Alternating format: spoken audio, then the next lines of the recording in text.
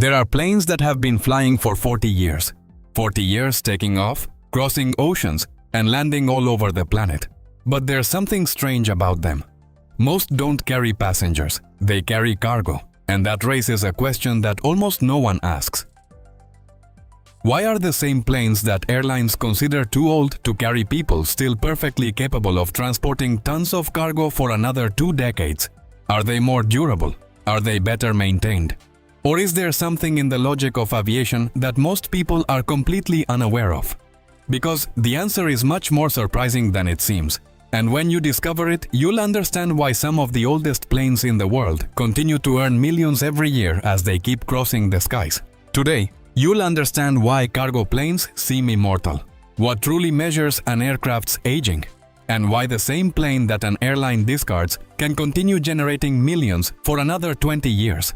But there's a revelation at the end that completely changes how you see all of this. Because it turns out the question in the title is a trap. And that trap explains everything. To understand this, we must first forget a seemingly logical but incorrect idea. Most people assume that an airplane ages like a car. That time passes, parts wear out, and eventually it becomes unusable. But in aviation, time isn't the only clock that counts. In fact, it's not even the most important one. Aeronautical engineers measure an aircraft's lifespan with 4 different counters simultaneously. The years it has been in service, the hours it has spent in the air, the cycles it has completed, and the condition of its structure after periodic inspections. And of those 4, there's one that destroys it faster than any other. And here's where the real killer of airplanes comes in. It's not time. It's not flight hours. It's landings. Or more precisely, flight cycles. A cycle is a takeoff plus a landing. A complete operation from start to finish. And every time an airplane completes one, something invisible to us happens that accumulates consequences for decades. When the airplane takes off and climbs to its cruising altitude, the fuselage is pressurized. The air inside the cabin is maintained at a much higher pressure than the outside air, so that passengers can breathe normally.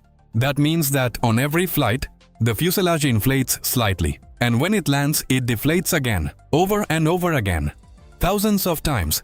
Throughout its entire lifespan, engineers compare it to repeatedly bending a metal paperclip. At first, nothing happens.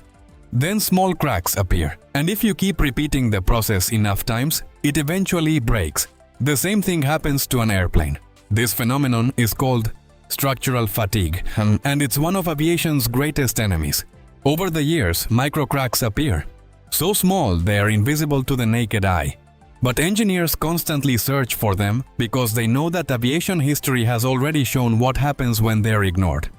In 1988, an Aloha Airlines Boeing 737 suffered one of the most famous incidents ever recorded. During the flight, part of the cabin roof literally detached mid-air. The aircraft had accumulated nearly 89,000 cycles. It was one of the aircraft with the most cycles in the entire Boeing fleet at that time. Metal fatigue isn't a theory. It's a reality that the industry has been fighting for decades. And this is where the first major difference between passenger and cargo planes appears. A passenger plane operating short or medium-haul routes can perform more than 1,400 cycles a year. It takes off, it lands, it takes off again, and lands again, over and over. Many cargo planes, on the other hand, fly much longer routes, fewer flights, fewer landings, fewer cycles, in many cases around 600 a year, less than half. And that completely changes the rate at which the structure ages. 2 identical planes, the same age, the same manufacturer, the same year of construction, but one has endured more than twice the structural stress of the other. And yet, cycles don't tell the whole story. Because there's another reason that's even more important. And it has nothing to do with engineering. It has to do with money. But if cargo planes accumulate less wear and tear, why do airlines keep retiring their passenger planes so much sooner? If the airframe can still last for decades, why don't they continue transporting people? The answer has nothing to do with safety, and everything to do with money. When an airline retires a passenger plane, it's almost never because the plane is broken. It retires it because it's no longer competitive. A 20-year-old model consumes more fuel than a new one. Its cabin looks outdated compared to the competition. Maintenance starts to get more expensive, and in a market where passengers compare prices, comfort and experience before buying a ticket, operating an older plane can become a commercial disadvantage. But cargo operates under completely different rules. Cargo doesn't compare seats, it doesn't care about in-flight entertainment, it doesn't care about window size, it doesn't care about cabin lighting, it only cares about one thing: moving goods at the lowest possible cost. And here's where something happens that completely changes the game. Many of these planes are already fully amortized, paid off, debt-free. And a debt-free plane can remain profitable for many years, even if it consumes more fuel than a modern one. Because the numbers work differently. And that has given rise to a multi-billion-dollar industry.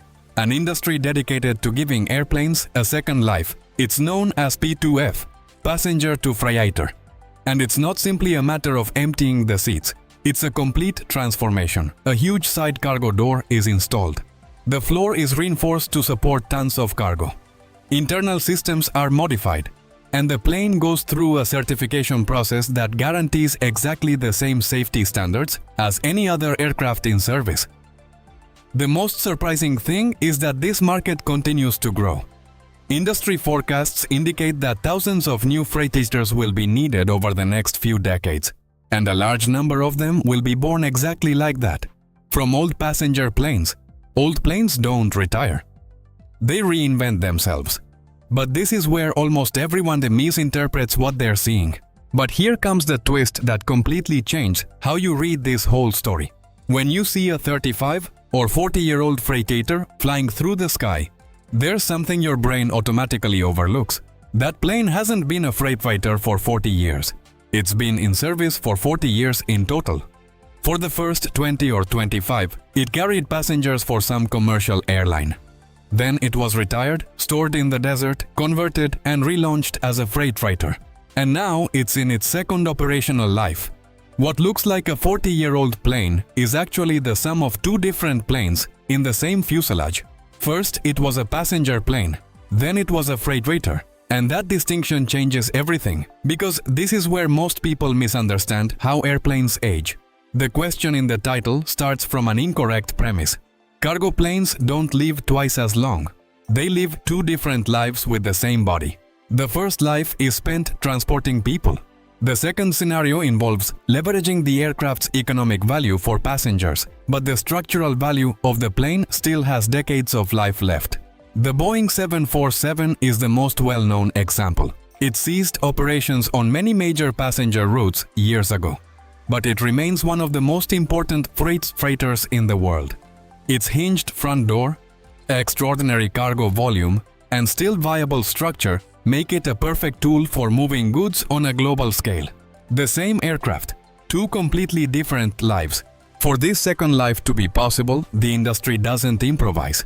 There's a structural inspection system known as the Aging Maintenance Program, specifically designed for aircraft that exceed a certain age.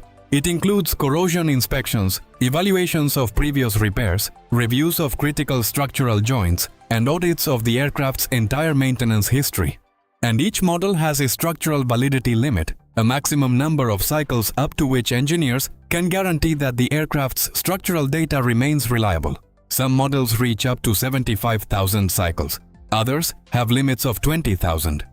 But if a freighter completes 600 cycles a year instead of 1,400, that limit takes decades to reach. Time doesn't destroy airplanes. Cycles wear them down.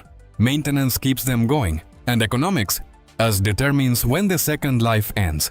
The next time you see a cargo plane cross the sky, think about what it represents. It's not just an old plane that someone decided to keep using because it was cheap.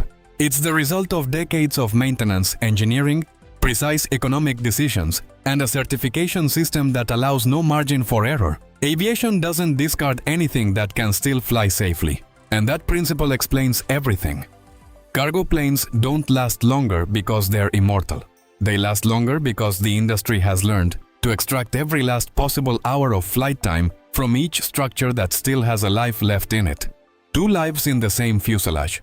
That's what you're seeing when you see a 40-year-old cargo plane in the air. If the world of aviation has piqued your curiosity, I've included another video on screen for you to discover more.